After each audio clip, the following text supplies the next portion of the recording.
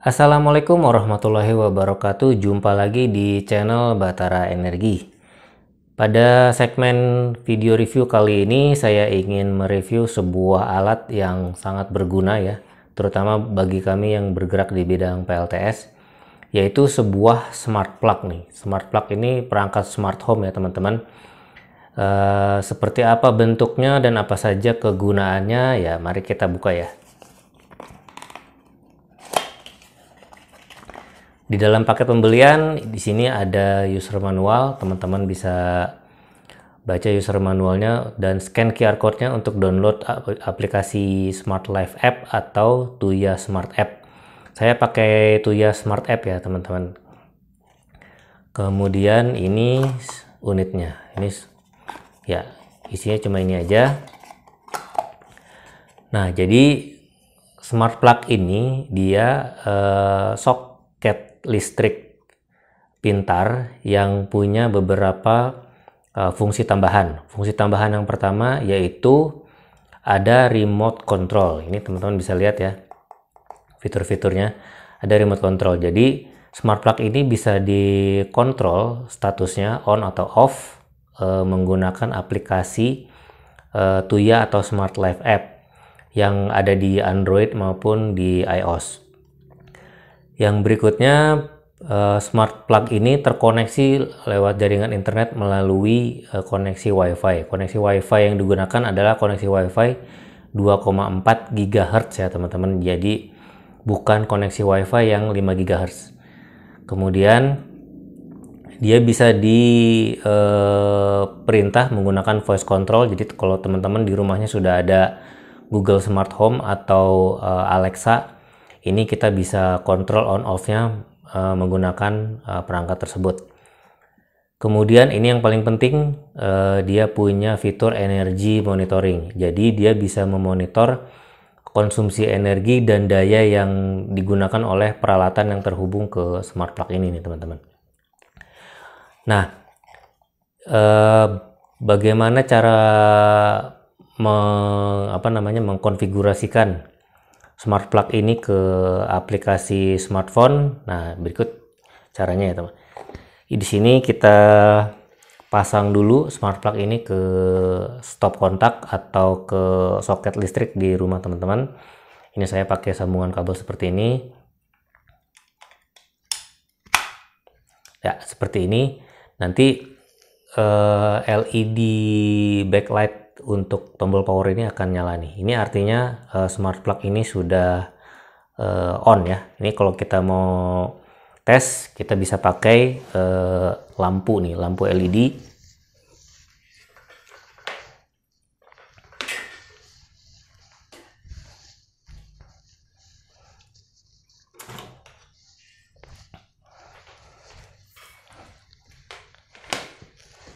Ya, di sini kita bisa tes smart plug ini ke sebuah lampu ya. Ini saya pakai lampu LED.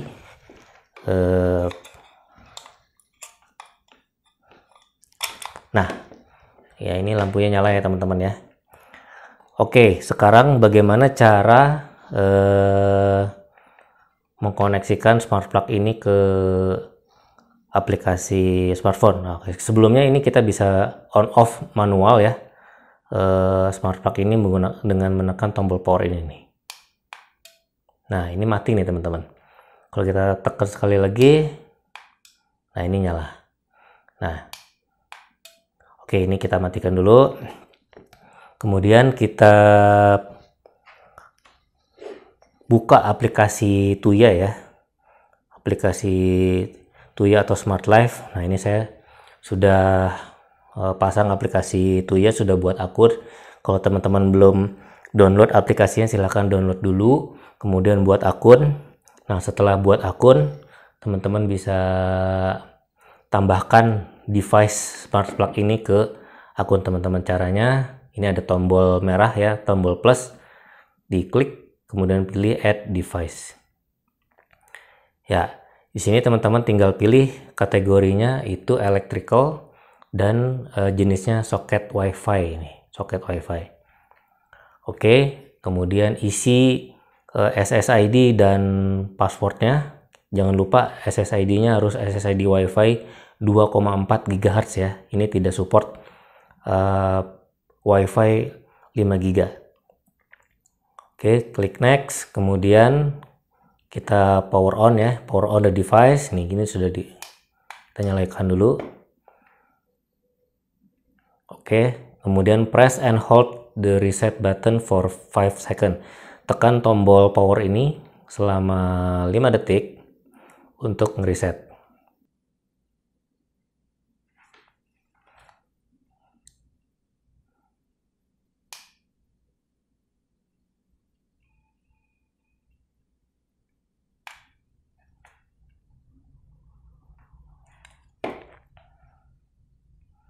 Ya, ini teman-teman bisa lihat ya, LED backlightnya sudah blinking, kedip-kedip seperti ini.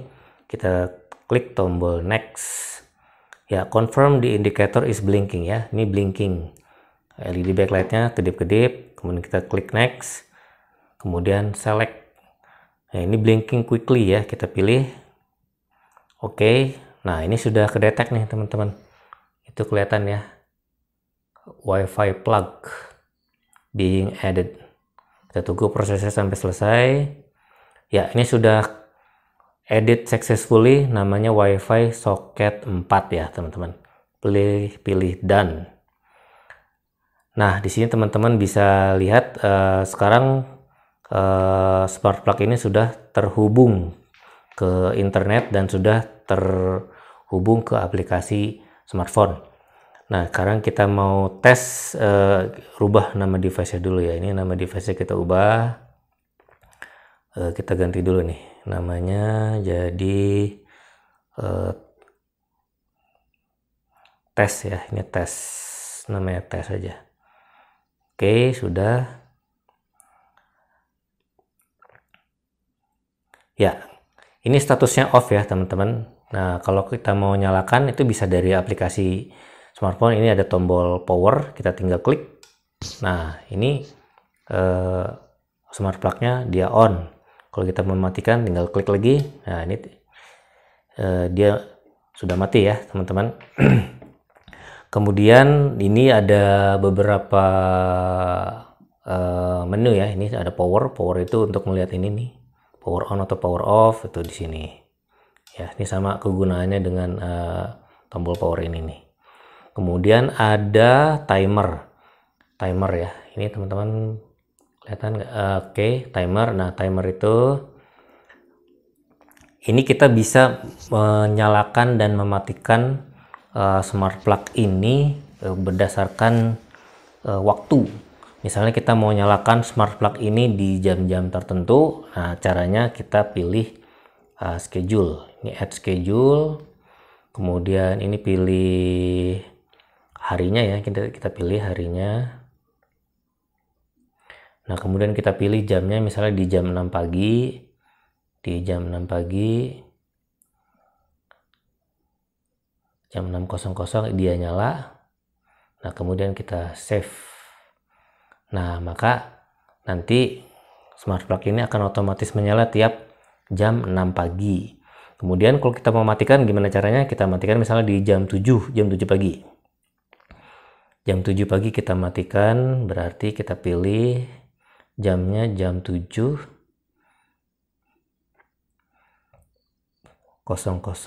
Ini pilih harinya. Kita bisa pilih hari-hari tertentu juga ya, tidak perlu semuanya. Pilih statusnya, status switch-nya itu off. Ya, confirm. Kita save. Nah, maka dengan konfigurasi ini smart plug ini akan otomatis mati di jam 7 pagi. Nah, teman-teman bisa explore schedule-schedule yang lain, ada circulate, ada random, ada inching, dan lain-lain. Nah, ini akan kita bahas lagi nanti di kesempatan yang lain ya. Saya ingin bahas fitur-fitur pentingnya aja dulu. Ini kemudian yang berikutnya ada menu elektrik nih. Nah, menu elektrik ini isinya adalah, ini ada display angka ya. Today Itu 00 kWh itu konsumsi energi untuk hari ini. Itu masih 0. Kemudian di sini ada itu kelihatan nggak? Current-nya itu 0 karena ini masih off ya. Power-nya juga 0. Voltage ini ada tegangannya ya, 226 volt 228, dan ini total kWh konsumsi energi totalnya sekian, masih 0 nih di sini. Oke, kalau kita nyalakan smart plug ini otomatis nanti konsumsi energinya dan dayanya itu langsung muncul nih. Kita nyalakan. Nah, di sini teman-teman bisa lihat ya berapa powernya. Nah, ini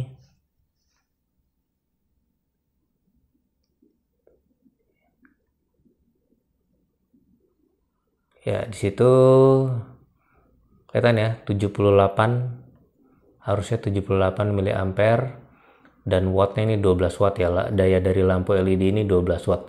Ini karena lampu LED-nya terlalu terang nih, jadi mengganggu fokus. Mungkin saya ganti bebannya dengan beban yang lain nih.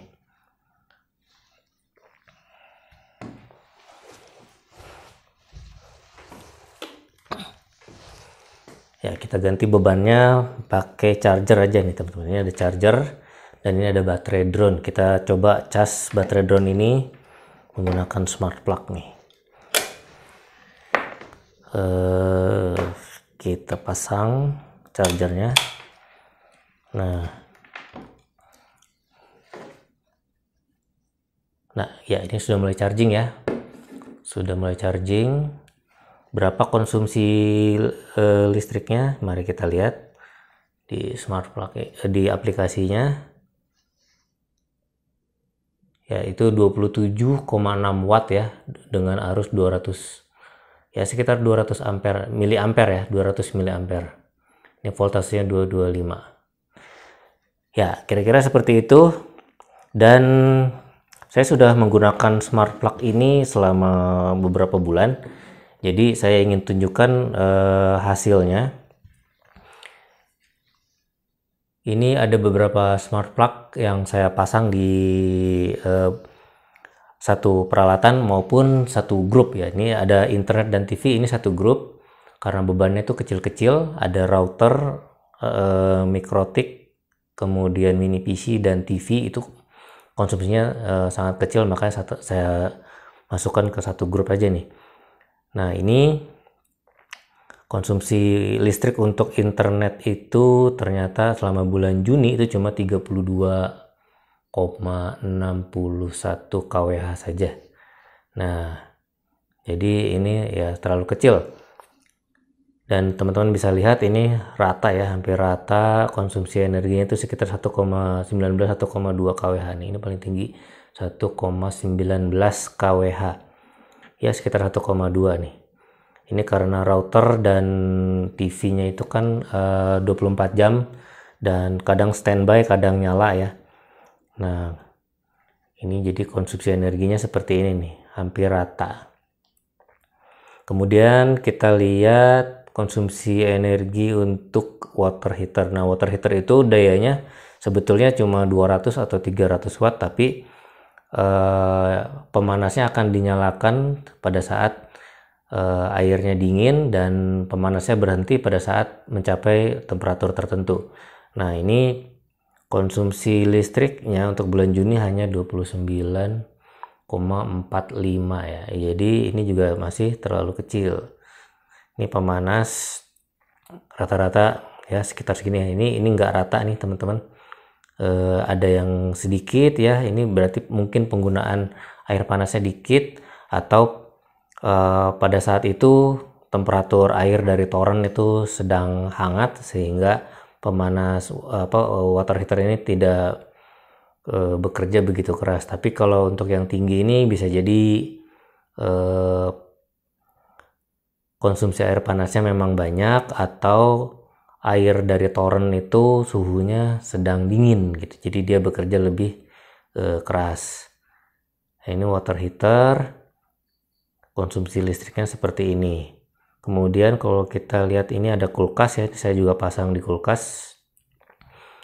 Nah, kalau kulkas itu kan hampir sama seperti water heater ya, pada saat temperatur mencapai level tertentu baru kompresornya dinyalakan, tapi kalau sudah dingin mencapai level tertentu kompresornya dimatikan. Ini bukan kulkas inverter ya, jadi ini kulkas konvensional, itu konsumsi listriknya kira-kira seperti ini. Ini total dalam 1 bulan itu 63,88 kWh.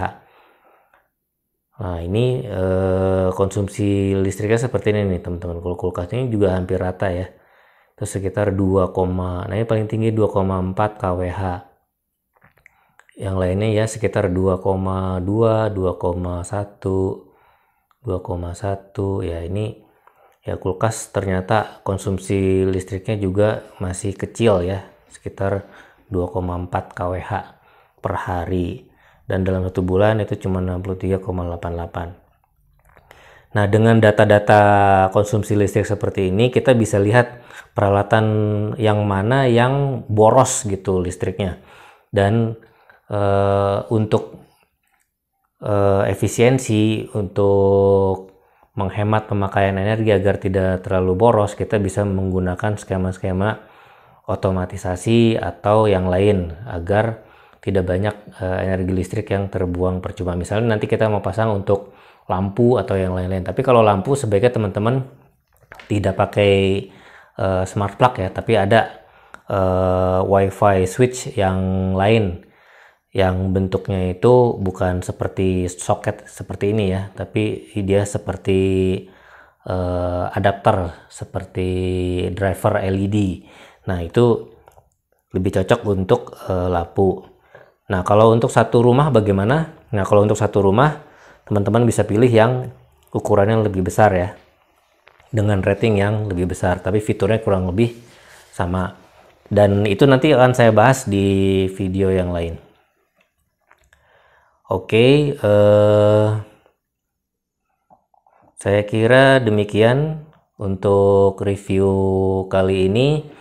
Dan oh ya, ini harga smart plug-nya ini cukup murah ya teman-teman. Ini sekitar 100 ribuan, dan di marketplace teman-teman bisa dapatkan merek-merek lain yang harganya mungkin di bawah 100 ribu ya. Nah, kalau untuk yang merek lokal itu rata-rata di sekitar 125.000 atau 150.000.